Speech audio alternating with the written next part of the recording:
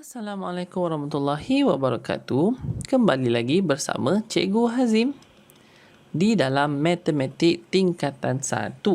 Itu silibus KSSM. Jom kita teruskan kepada perkara seterusnya berkenaan dengan kadaran ataupun proportion.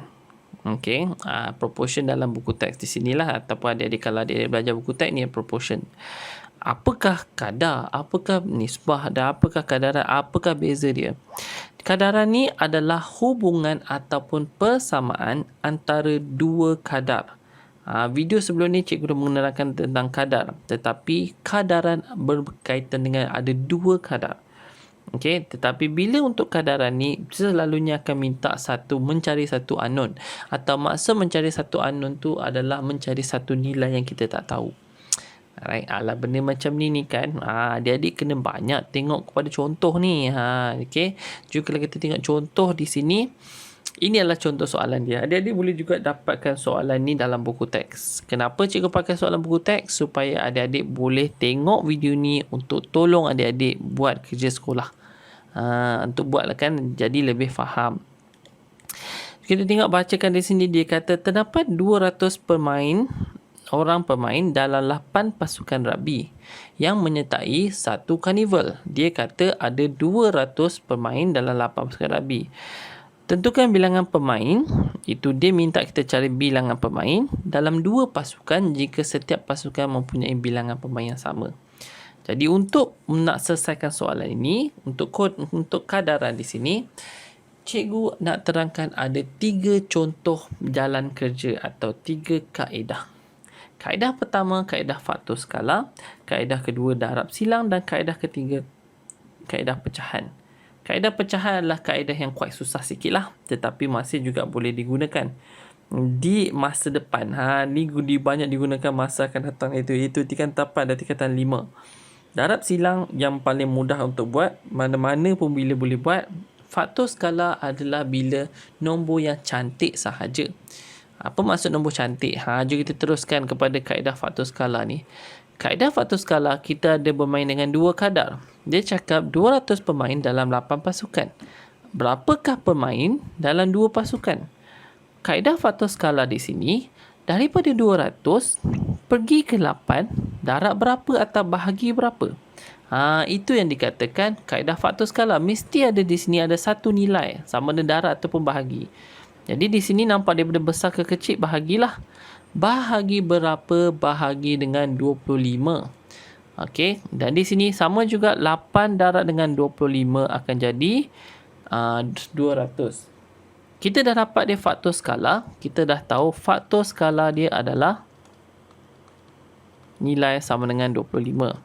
Jadi di sini sama juga darab dengan 25. Kita darab saja dengan 25.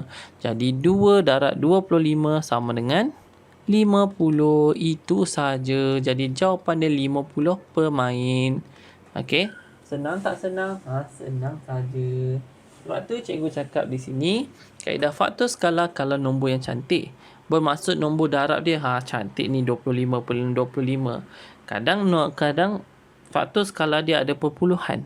Okey, tu nombor tak cantik lah. Okey, kalau nombor tak cantik, kita tak gunalah kaedah faktor skala. Kita guna nombor yang lain, kaedah yang lain. Kaedah darab silang di sini mudah sahaja, tetapi ada dua cara dalam kaedah ni. Kita tengok dulu kat mana kita punya nombor yang kita nak cari, iaitu kita punya unknown kita. Apa yang kita tak tahu di sini? Alright, kita tak tahu nombor pemain bila ada dua pasukan. Jadi daripada sini, apakah nombor kita boleh silang? Jadi boleh tak silang ini? Tak boleh, sebab ini tak ada nilai. Okey. Jadi kalau kita tak boleh silang di situ, kita tak silangkan dia. Jadi kita boleh silangkan sini. Bila kita boleh silangkan sini, kita darab nilai dia, dan nombor yang baki di sini kita bahagikan.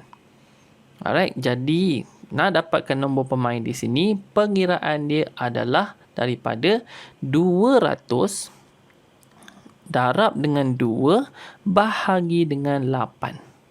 Sama juga akan dapat jawapan dia sama dengan 400 bahagi 8. Jawapan dia 50 pemain.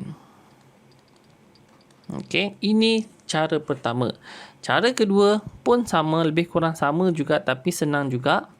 iaitu kaedah dia nak dapatkan pemain di sini, naik ke atas kita bahagi, pindah ke kiri kita darab.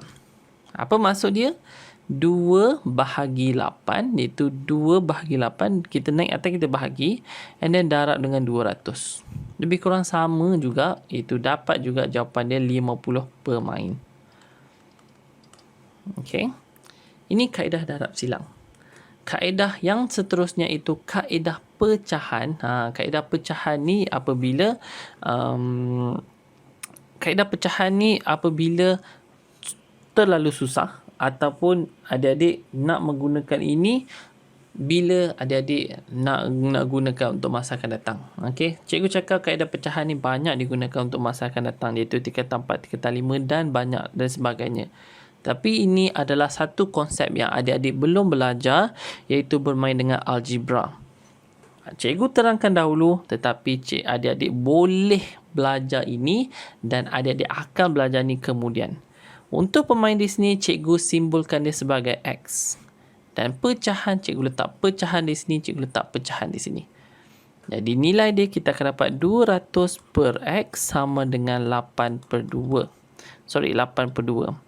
Okey, kemudian yang seterusnya apa kita buat? Kita ambil X pindah ke kanan dan 2 pindahkan ke kiri.